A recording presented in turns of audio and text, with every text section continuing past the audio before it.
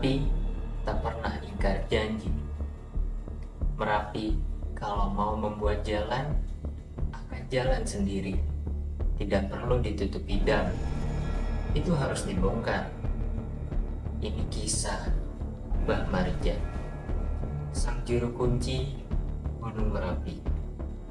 Beliau lahir di Dukuh Kinarjo, Desa Umbu Harjo, Kecamatan Cangkringan, Kabupaten Sleman, tahun 1927.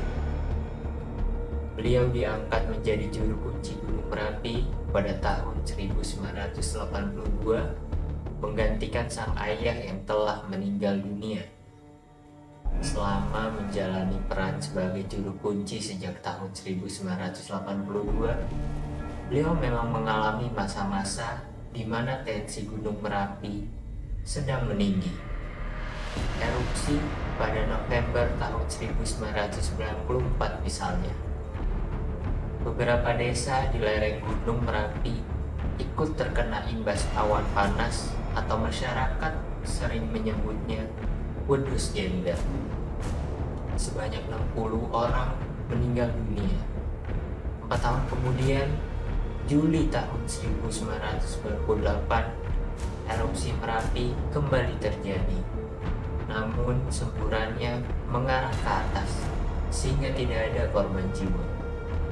Pada tahun 2006, 2 orang sukarelawan terbakar awan panas di kawasan Kali Adem. Dan akhirnya terjadilah erupsi dahsyat pada tahun 2010 yang menelan korban dan kerugian cukup besar. Beliau selalu enggan jika diminta mengungsi manakala ada tanda-tanda Merapi bakal menguap lagi. Bahkan, beliau pernah 2 kali menolak permintaan Sultan Hamengkubuwono, Raja Yogyakarta sekaligus gubernur yang seharusnya menjadi junjungan beliau.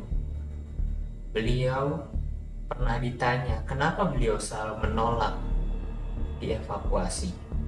Lah, beliau ini kan kerasan tinggal di sini. Nanti kalau ada tamu di sini malah kecele kalau beliau pergi. Jawab beliau sembari berkelakar. Namun pada tahun 2010, tingkah Merapi memang tidak lazim. Lain dengan pola erupsi yang terjadi sebelum-sebelumnya.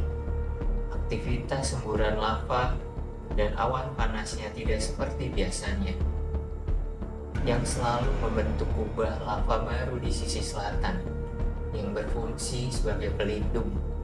Kali ini Merapi menyemburkan lava serta awan panas ke berbagai arah, disertai letusan yang berlangsung terus-menerus.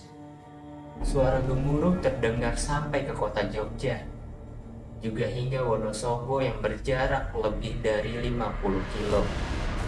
Hujan abu dirasakan oleh masyarakat Cilacap, Tasikmalaya, Bandung, bahkan Bogor. Dan pada tanggal 26 Oktober 2010 puncaknya, lahar dan awan panas turun dengan begitu cepat. Beliau tetap teguh dengan pendirian beliau, dengan berdiam diri di rumahnya. Beliau sudah sangat sigap dengan apapun yang terjadi. Beberapa kali tim relawan datang menghampiri beliau untuk dievakuasi.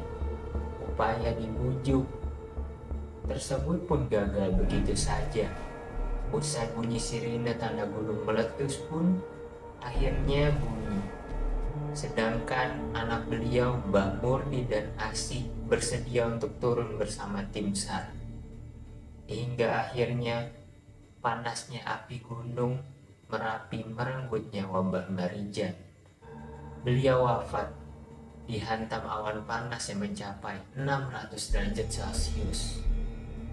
Setelah letusan berakhir, para relawan datang untuk menyisir lokasi kejadian ke tempat-tempat yang terdampak letusan Merapi. Saat dilakukan penyisiran pada hari Rabu 27 Oktober 2010 pagi hari, ditemukanlah sosok mayat dengan posisi sujud di dalam kamar mandi. Dan itu adalah mayat beliau, Mbah Marijan. Jika gajah mati meninggalkan gading, atau harimau mati meninggalkan belang, maka beliau wafat meninggalkan Merapi, gunung paling berapi yang masih lekat dengan pengabdian beliau sampai nanti.